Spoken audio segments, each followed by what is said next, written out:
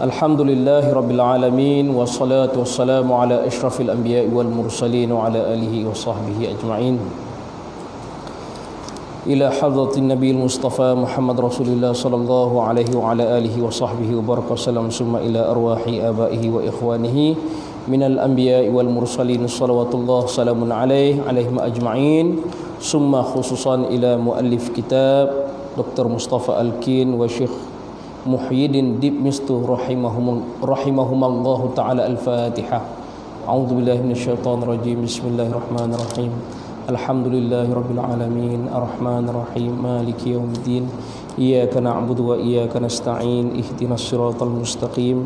Siratal ladzina an'amta 'alaihim ghairil maghdubi 'alaihim waladdallin. A'udzu billahi minasyaitonir rajim. Bismillahirrahmanirrahim. Alhamdulillahi rabbil alamin. Wassalatu wassalamu ala asyrafil anbiya'i wal mursalin wa ala alihi wa sahbihi ajma'in. Allahumma inna nas'aluka ridhaka wal jannah wa na'udzubika min sakhatika wan nar. Allahumma innaka 'afuwun karim tuhibbul 'afwa fa'fu anna wa an walidina wa an jami'il muslimina wal muslimat wal mu'minina wal mu'minat al ahya'i minhum wal amwat bi rahmatika ya arhamar rahimin. Walhamdulillahi rabbil alamin. Taqabbalallahu minkum.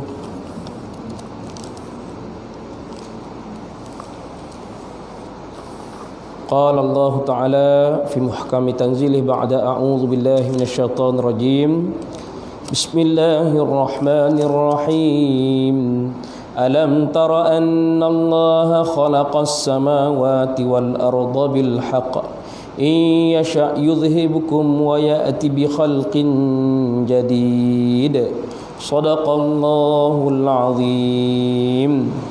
Surah Ibrahim ayat yang ke-19. Jadi tuan-tuan muslimin, alhamdulillah, syukur kehadrat Allah Subhanahu wa taala, pada malam ini Allah mengizinkan saya dan kita semua sekali lagi untuk mengadakan kuliah ataupun majlis ilmu dalam tempoh PKPB. Saya kira ini SOP yang terbaru kita dapat daripada Majlis Jabatan Agama Islam Negeri Sembilan yang membolehkan.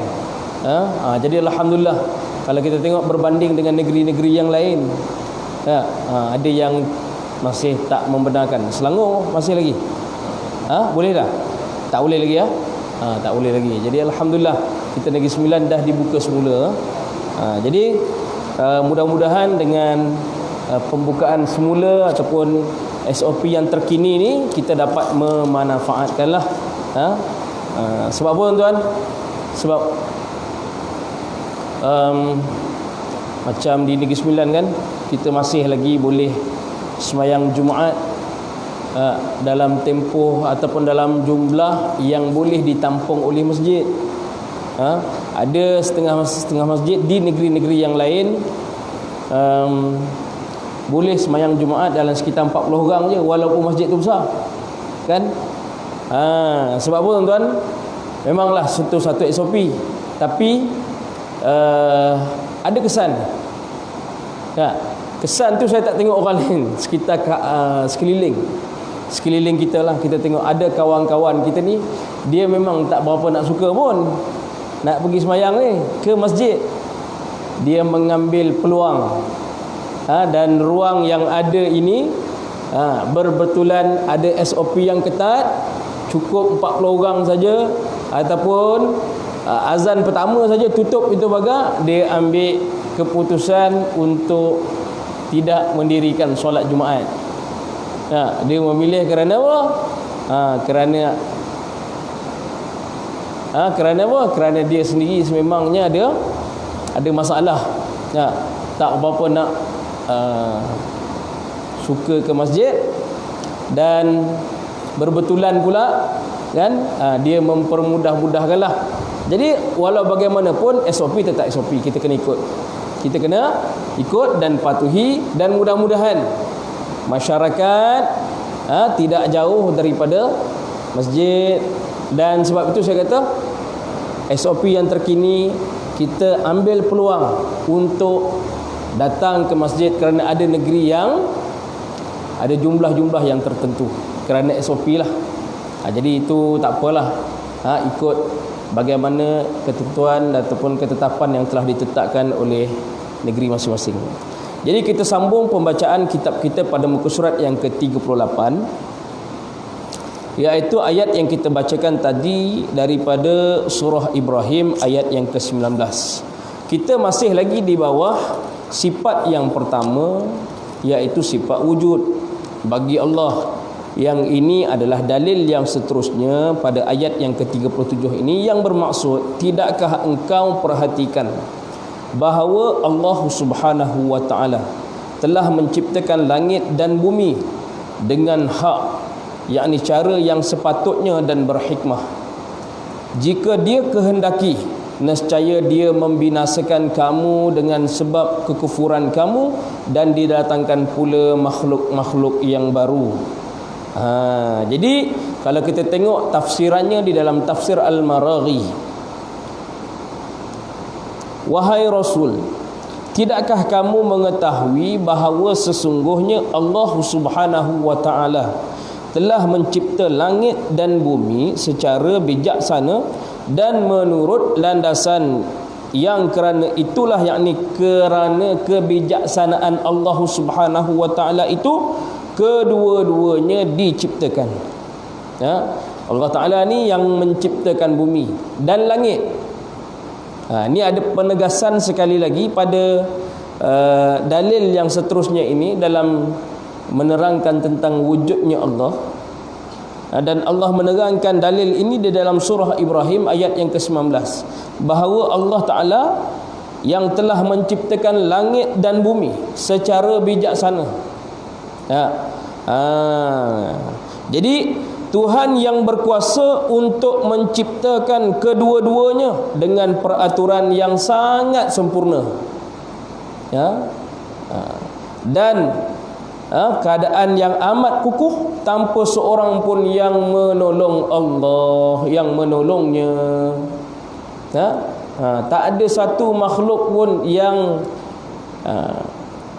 membantu, ataupun Tuhan memerlukan pertolongan daripada mana-mana makhluk, tak ada. Jadi dalil yang seterusnya ini menegaskan bahawa langit dan bumi ini adalah ciptaan Allah Subhanahu wa ta'ala, yang Allah ciptakan ini dengan cara bijaksana, dan tidak ada makhluk yang lain pun yang menolong, yang membantu. Ini yang kata Allah Subhanahu wa ta'ala yang Maha Esa.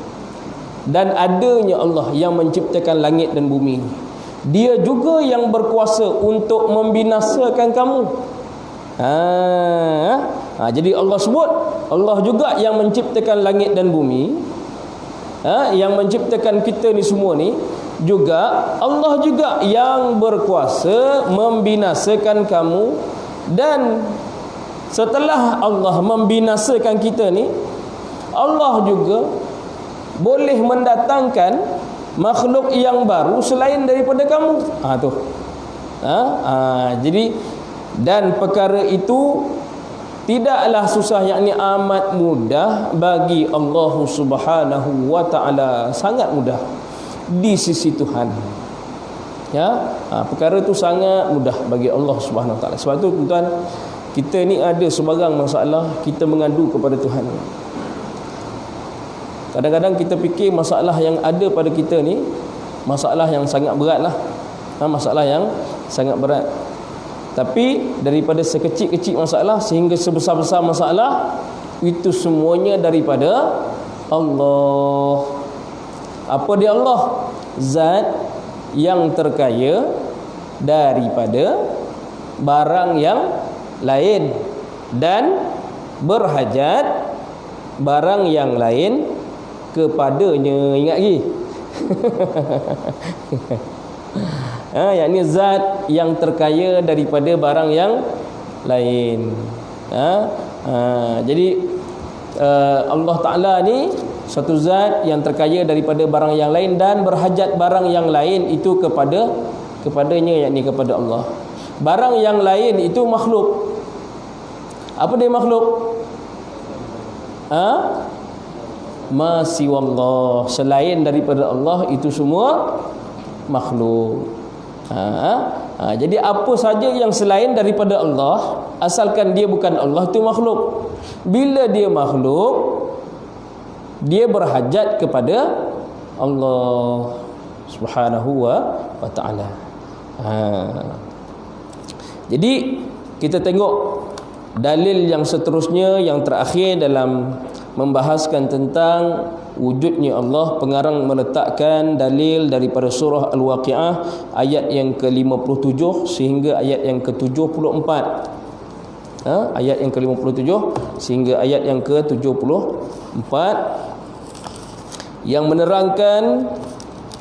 Kita baca dulu ayatnya. A'udzu billahi minasyaitonir rajim. Nahnu khalaqnakum falawla tusaddiqun. Afara'aytum ma tumnun.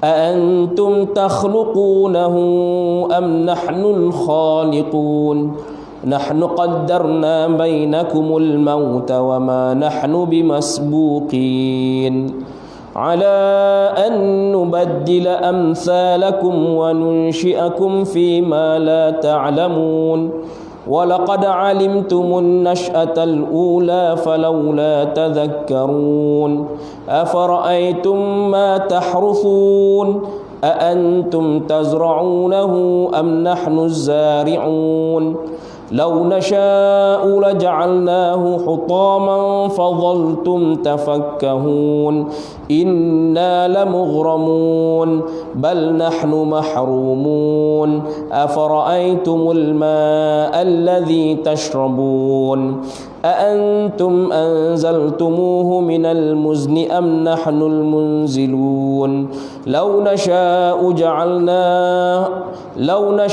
جعلناه أجاجا فلولا تشكرون أفرأيتم النار التي تورون أأنتم أنشأتم شجرتها أم نحن المنشئون نحن جعلناها تذكرة ومتاعا للمقوين فسبح باسم ربك العظيم صدق الله العظيم. Baik, kita tengok terjemahan. Kamilah yang telah menciptakan kamu dari tiada kepada ada, wahai golongan yang ingkar.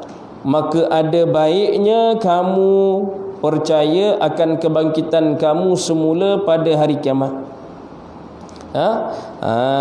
Jadi pada ayat 57 sehingga 73 ini Allah menceritakan, ditegakkan pula atas terjadinya kebangkitan dan pembalasan. Ini sebagai satu amaran lah kepada golongan yang ingkar. Iaitu pada ayat yang ke-57 Allah menyebutkan tentang nahnu khalaqnakum falawla tusaddiqun. Kamilah yang menciptakan kamu, kami telah mulai penciptaan kamu setelah asalnya bukan apa-apa. Yang apakah Allah Subhanahu wa ta'ala yang berkuasa untuk memulai itu, tidak berkuasa untuk mengulangi dengan cara yang lebih mudah? Maka apakah kamu tidak membenarkan terjadinya hari kebangkitan ini? Perkara ini merupakan penetapan tentang terjadinya hari kiamat dan bantahan terhadap orang yang mendustakannya serta mereka yang menganggapnya tidak mungkin terjadi, iaitu kaum penyeleweng yang tidak mengakui adanya Allah ataupun satu golongan atheist. Tidak, orang yang tidak ada agama, atheist ni.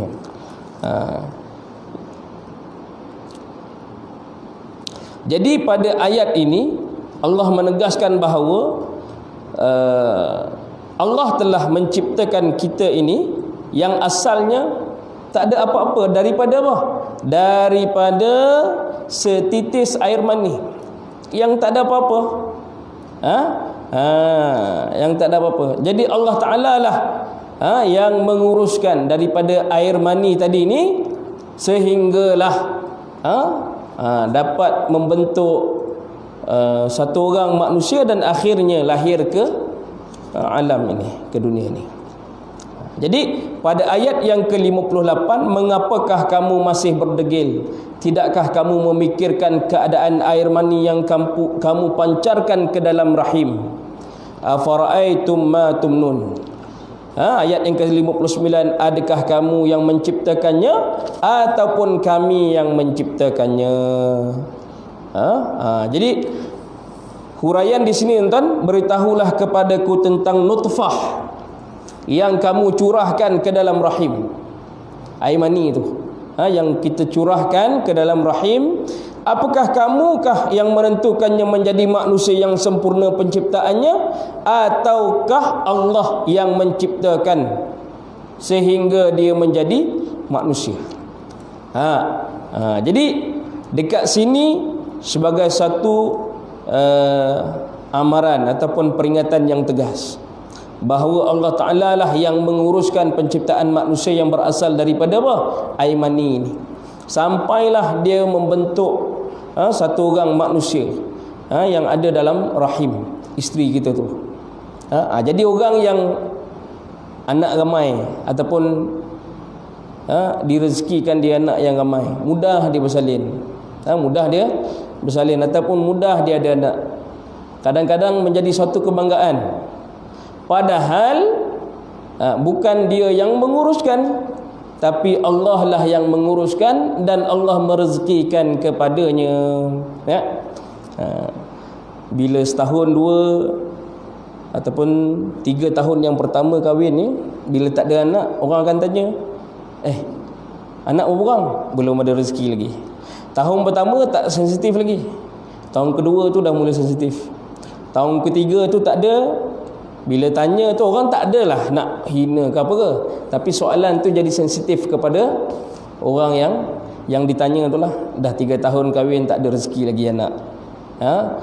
Sampai dia bersedih lah, sampai dia usaha macam-macam sekarang ni, dah buat bayi ataupun teknologi sekarang ni lah, pun tak direzekikan. Kos dia agak tinggi. Ada kawan-kawan saya buat dalam belah-belah ribu juga, pun tak direzekikan. Juga ada yang direzekikan. Ada orang yang senang dapat anak, ada orang yang susah nak dapat anak. Jadi yang senang dan yang susah itu kedua-duanya adalah Allah Ta'ala yang memberikan rezeki. Allah sebut dalam surah Al-Waqi'ah ayat yang ke 58 dan 59 ni. Jadi tidak diragukan bahawa hanya ada satu jawapan sahaja bagi mereka yang tidak ada duanya. Hanya satu je. Siapa yang menciptakan? Allah yang menciptakan. Jadi kesimpulannya, beritahulah kepadaku wahai orang yang mengingkari kekuasaan Allah untuk menghidupkan kamu setelah kematianmu. Tentang nutfah yang kamu curahkan ke dalam rahim istrimu, apakah kamu yang menciptakannya atau kami yang menciptakannya? Pada ayat yang ke-60, nahnu qaddarna bainakumul mauta wa ma nahnu bimasbuqin, kamilah yang menentukan dan menetapkan masa, yakni kematian tiap-tiap seseorang di antara kamu, dan kami tidak sekali-kali dapat dikalahkan atau dilemahkan.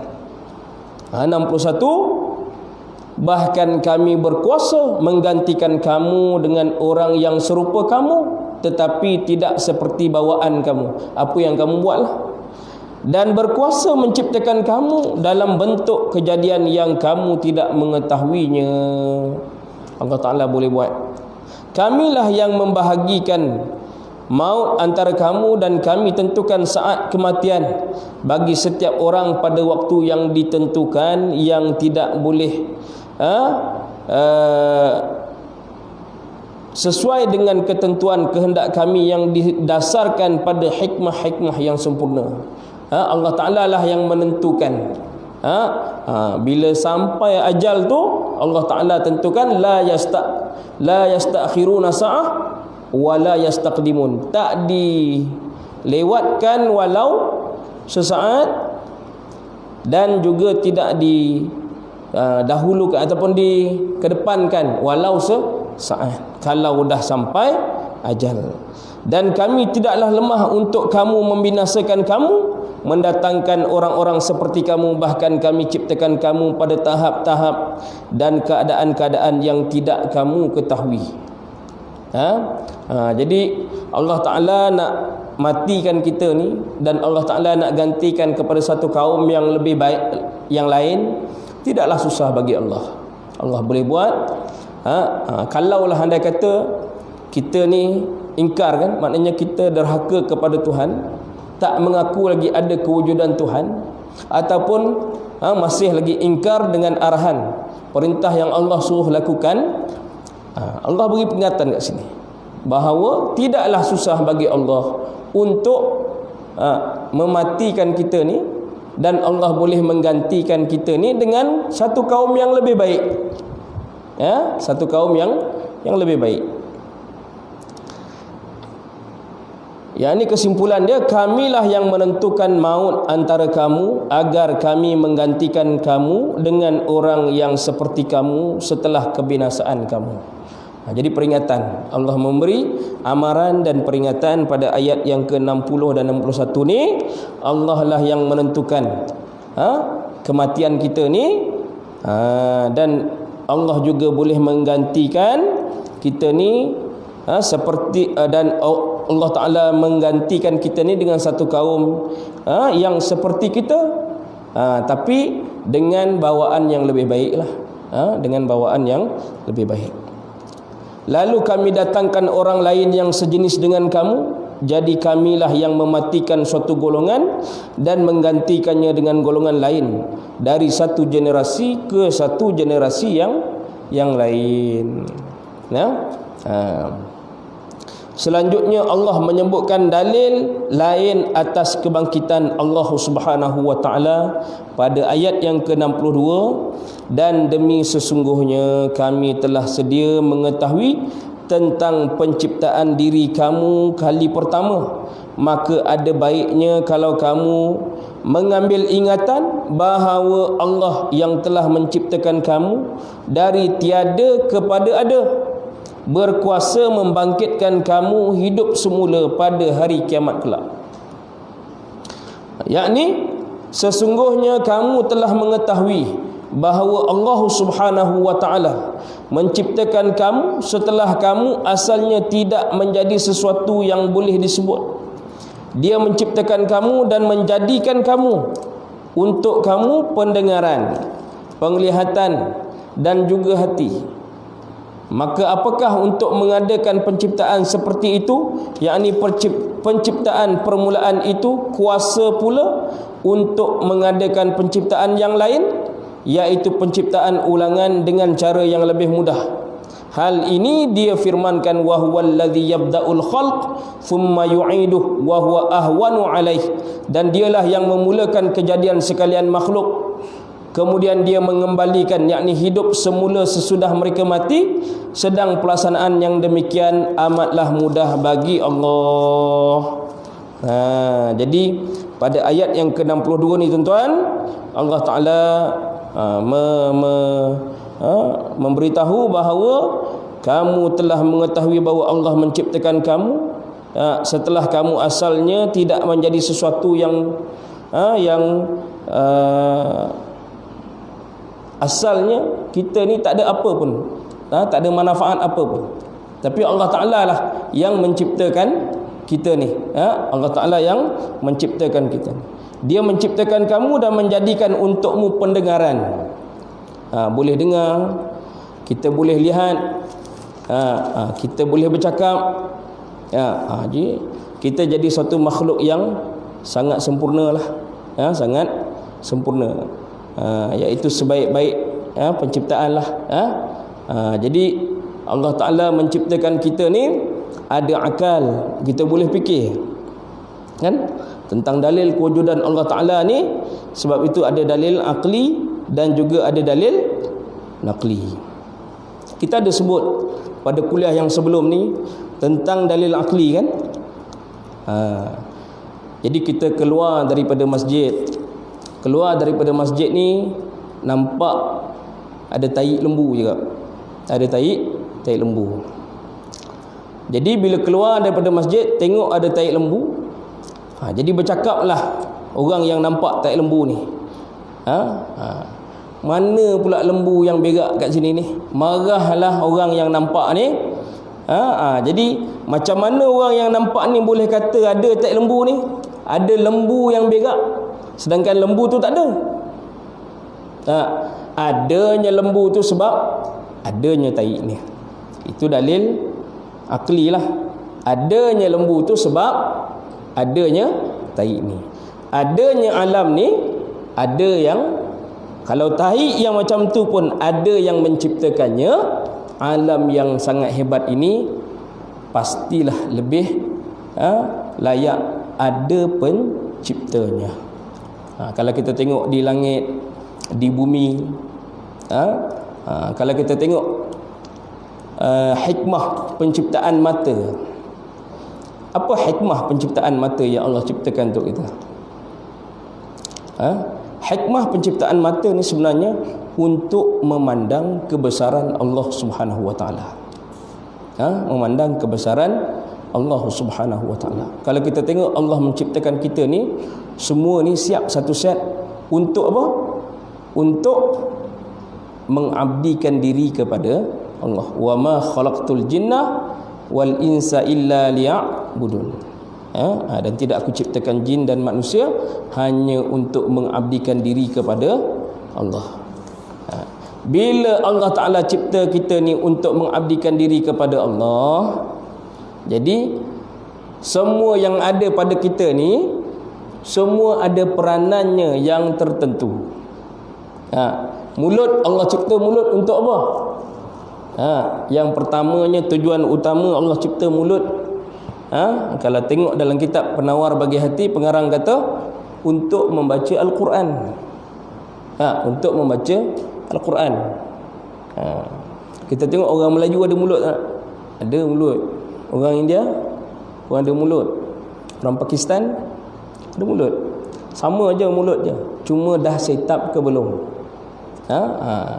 Tempat keluar huruf tu ada 5.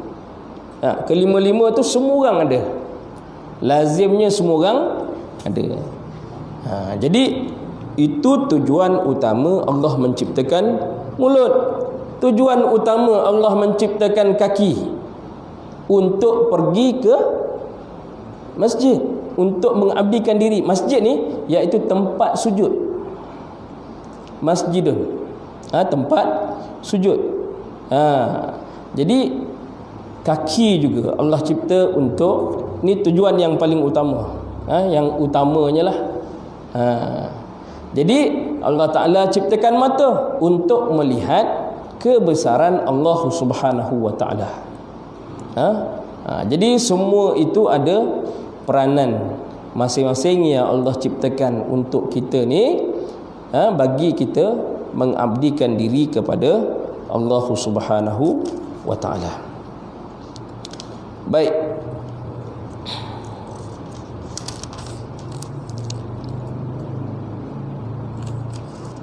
Pada ayat yang ke-70, kalau kami kehendaki, kami akan jadikan ia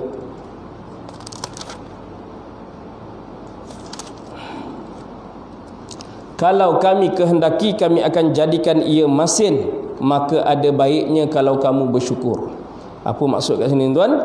Iaitu sekiranya kami kehendaki, nescaya air itu kami jadikan masin lagi pahit, sehingga kamu tidak dapat memanfaatkannya untuk minum, mahupun untuk mengairi tanaman dan juga tumbuh-tumbuhan.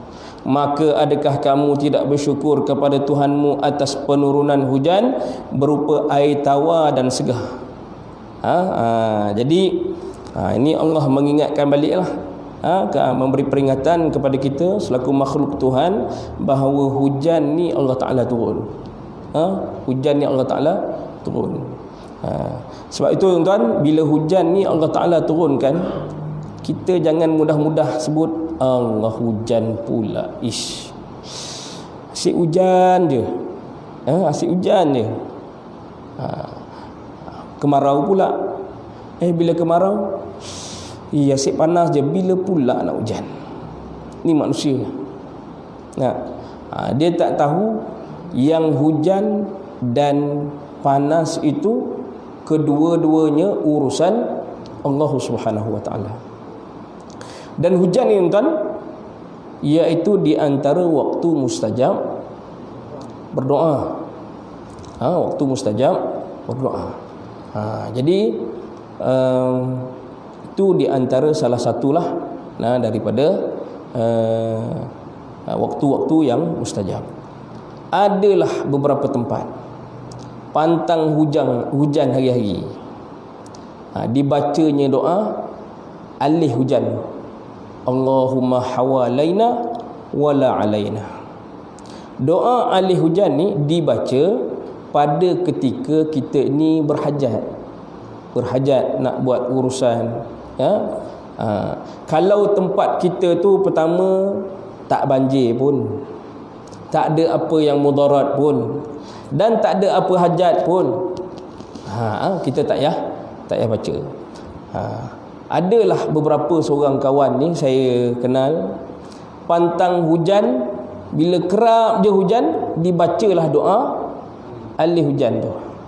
Sedangkan hujan itu adalah rahmat. Dan di antara waktu mustajab berdoa iaitu ketika hujan. Tapi bila hujan tiap-tiap hari, tak banjir pun tempat tu, tak ada apa-apa pun yang dihajat.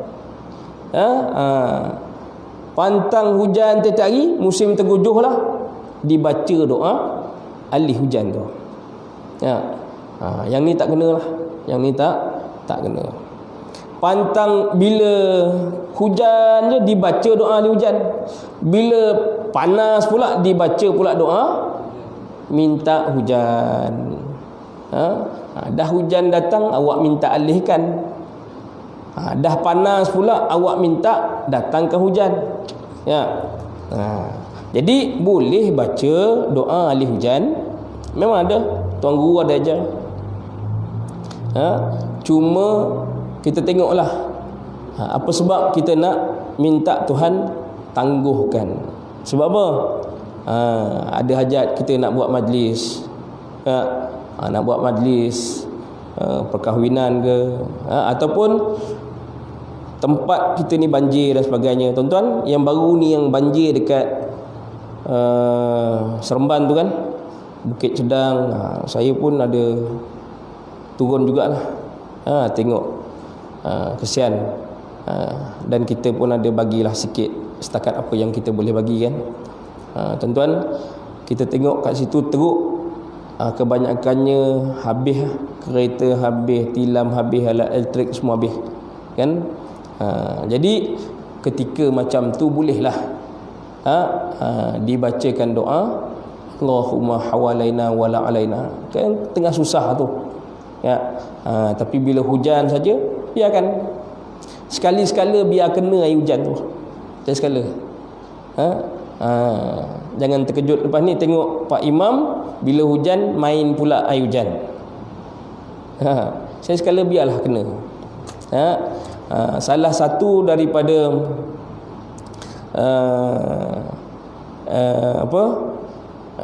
rawatan air hujan boleh dijadikan salah satu daripada air lah untuk buat rawatan. Air hujan. Lagi kalau air hujan malam Jumaat, ada rawatan yang boleh kita buat. Yang ini Tuan Guru Sa'run, almarhum Sa'run pernah pesan pada kami, air hujan malam Jumaat ni ditadah dan dibacakan ruqyah lah. Boleh diberikan kepada orang yang tidak ada anak untuk menjadi benih. Mudah-mudahan air hujan malam Jumaat ditadah boleh diberikan kepada orang yang tak ada anak. Suami dan isteri minum kedua-duanya. Mudah-mudahan dengan berkat air tersebut boleh dijadikan. Silakan.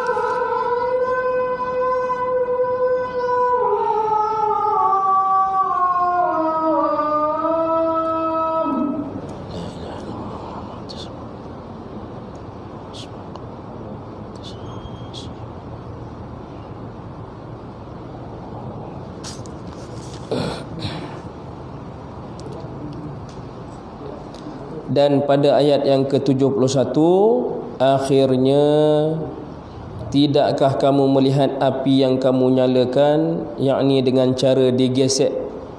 Kamukah yang menumbuhkan pokok kayunya atau kami yang menumbuhkannya? Yakni, tahukah kamu apa yang kamu nyalakan dan apa yang kamu keluarkan dari bahan bakar?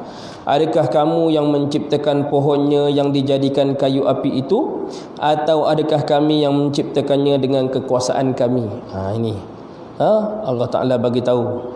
Yakni pada ketika tu tuan-tuan, bangsa Arab ni dia menyalakan api dengan cara menggosok pohon marah dan afar. Nama dua jenis pohon. Mereka mengambil sebatang kayu afar dan sepotong besar kayu marah yang di tengahnya mereka lubangi, kemudian mereka cacakkan kayu, yakni kayu afar tu dalam lubang ini. Salah seorang pemuda kabilah itu datang lalu menggerakkan kayu afar yang ada di lubang itu secara terus menerus. Lalu datang pula yang lain menggantikan pekerjaan dia. Mereka terus melakukan seperti itu sampai apinya menyala kerana banyak gesekan. Selalu kita tengok tu kan. Jadi ada kayu yang bulat tu tengah-tengah tu, sebatang kayu, dilubangkan tengah-tengah ada tu, dan satu lagi ada kayu yang digesekkan. Allah sebut dalam ni, kamukah yang menumbuhkan pokok kayunya atau kami yang menumbuhkannya? Nak ciptakan api tu, nak ciptakan, sebab nak nyalakan api tu. Pada ayat 73 ni Allah Ta'ala sebut tentang manfaat daripada api. Kami jadikan apa yang tercetus dari kayu basah itu sebagai peringatan bagi orang-orang yang lalaikan kebenaran hari akhirat, dan sebagai benda yang memberi kesenangan kepada orang yang musafir. Jadi ada pengertian ayat ini juga boleh difahami seperti berikut, kata pengarang. Dia kata, kami jadikan api itu sebagai peringatan dan contoh dari api neraka Jahannam. Bila api kan, api neraka Jahannam ni lebih dahsyat lagi daripada api yang ada di dunia. Jadi kalau api di dunia ni pun tak mampu nak kita atasi, ataupun kita dekat dengan api kat dunia pun tak boleh. Dia punya bahang kita bukan letak tangan ni, bahang dia pun kita tak mampu nak tahan dah. Mentelah lagi kalau letak dekat api tu, mentelah lagi api yang ada di neraka Jahannam. Di neraka Jahannam, di neraka tu, yang bahan bakarnya daripada manusia dan batu. Batu dekat sini yakni berhala. Berhala. Itu pertamalah. Yang pertama. Yang keduanya, manfaat api ni sebagai benda yang memberi kesenangan kepada orang yang musafir. Boleh kita gunakan untuk memasak makanan dan macam-macam kegunaan yang lainlah api ni yang memberi manfaat kepada kita lah. Wallahu alam. Cukup sekadar tu tuan-tuan untuk malam ni. Nanti kita akan masuk pada muka surat yang ke-42. 42. Pembatalan rantaian penciptaan atau teori tasalsul. Kita akan masuk muka surat 42 pada kuliah akan datang. Wallahu a'lam.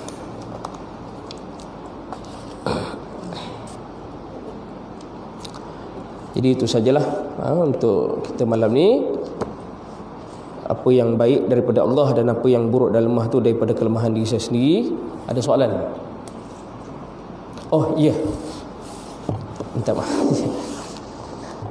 Baik, ada satu soalan yang saya dapat tadi, iaitu soalannya berbunyi, minta saya terangkan berkenaan dengan solat secara duduk. Solat secara duduk. Baik. Jadi solat secara duduk, pertamanya duduk. Solat secara duduk ni dia terkait dengan rukun solat. Tuan-tuan boleh rujuk dalam kitab Muniyatul Musalli, di antara buku yang boleh dirujuklah, ataupun mana-mana saja buku solat yang menerangkan tentang solat, rukun. Kita tengok dulu berdiri ni dia termasuk dalam bahagian yang mana.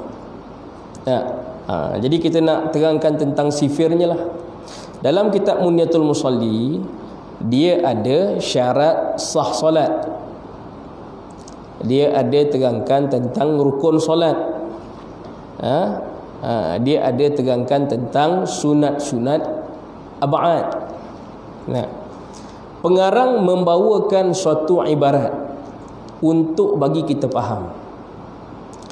Kalau andai kata perkara-perkara yang berkaitan dengan syarat sah solat, dia ibarat. Ibarat dia ni dia nak bagi kita faham semacam pentingnya syarat-syarat sah solat ni ibarat roh yang ada dalam badan. Penting tak roh ni ada dalam badan? Penting tak? Oh penting, tak ada roh mati. Jadi apa saja yang terkait dengan syarat sah solat, ibarat dia punya ibarat roh yang ada dalam badan. Rukun solat ini ibaratnya seperti kepala dan badan. Penting tak kepala ni? Ke tak apa, tak ada kepala tak apa. Ada tangan, ada badan, ada kaki cukup. Kepala tak ada. Tiba-tiba datang salam. Penting tak kepala? Penting, sangat penting. Penting tak badan? Ada kepala, tak ada badan. Ada tangan, ada kaki. Penting tak badan? Penting. Macam mana penting kepala dan badan, macam itulah juga kita kena jaga rukun solat. Gitu. Maknanya bukan mudah-mudah kita nak tinggalkan rukun solat ni. Tinggalkan rukun solat ni. Jadi perkara-perkara sunat, sunat ab'ad, ibarat baju dan perhiasan bagi manusia. Kalau adanya itu adalah terlebih baik. Perhiasan dengan baju yang cantik dan sebagainya. Jadi itu asas, perkara asas yang perlu kita tahulah. Jadi bila sebut tentang boleh tata cara solat duduk, benda ni dah banyaklah diterangkan. Benda ni dah banyak diterangkan. Jadi tata cara solat duduk, yang apabila kita tak mampu nak berdiri, kita boleh pertamanya duduk di lantai dulu. Duduk di lantai. Duduk di lantai ni pertamanya iaitu duduk di bawah lah. Duduk dalam keadaan duduk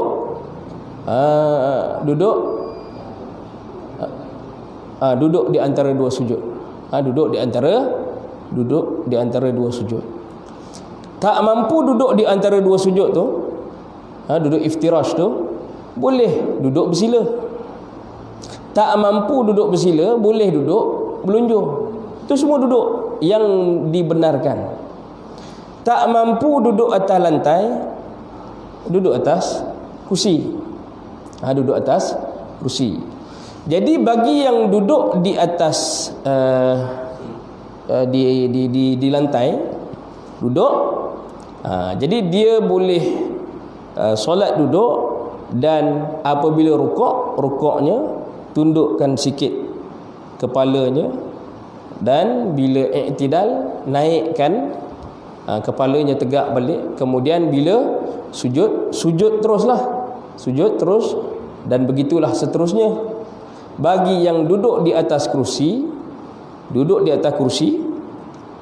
dia boleh rukuk,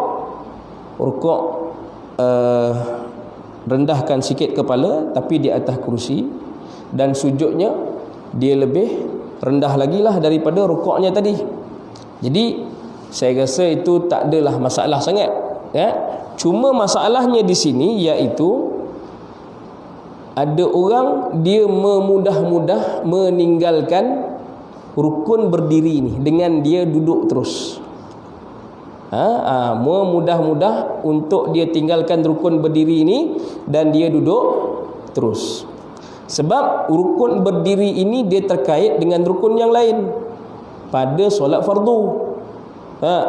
Lagi-lagi solat fardu wajib berdiri ketika membaca suratul Fatihah. Membaca suratul Fatihah mesti kena berdiri pada solat fardu. Bila bertakbiratul ihram juga dalam keadaan berdiri. Jadi masalahnya di sini, dia datang jalan elok boleh, sampai dekat sini dia terus duduk. Yang tu tak kena. Sebab apa? Dia menggugurkan rukun solat yang ketiga iaitu berdiri. Dia terus duduk. Kenapa duduk? Kerana tak boleh buat apa? Dia tak boleh buat sujud je. Dia tak boleh sujud dengan duduk di antara dua sujud je. Jadi pastikan apa yang dia tak boleh buat tu rukun ada 13. Di antara 13 rukun yang dia tak boleh buat tu, dia meninggalkan rukun yang dia tak boleh buat saja. Jangan kaitkan rukun yang dia boleh buat. Ini dia boleh berdiri, dia boleh berdiri, cuma dia tak boleh rukuk, dia tak boleh sujud, dia tidak boleh duduk di antara dua sujud, mungkin dia punya pelipat ataupun lutut dia sakit. Jadi apabila bertakbir, dia wajib berdiri. Apabila dia membaca Fatihah, dia wajib berdiri. Jadi apa yang dia tak boleh buat? Dia tak boleh buat sujud. Dia tak boleh buat duduk di antara dua sujud.